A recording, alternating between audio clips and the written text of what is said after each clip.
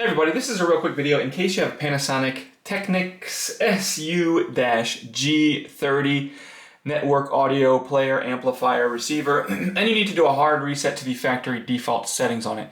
Now you're going to want to do this for one of two reasons. The first one is troubleshooting. If you're having any issues with this amp, not working right, not connecting to something, not making sounds properly, stuff like that can very often be fixed with this hard reset. Also, if for whatever reason you just want to clear all the memory and everything out of it and get it back to the way it was when it came out of the box new, we can go ahead and do that. It's really easy. We're going to keep an eye on this display, but we're going to actually use the controller. So we're just going to hit the setup button on the controller, which is right here, and then we're just going to use these arrow buttons up and down to toggle through the options, and then hit the OK button to select it. So we're going to hit the setup button and then arrow until this says initialization here. Use the up and down arrows till we get to initialization, hit OK.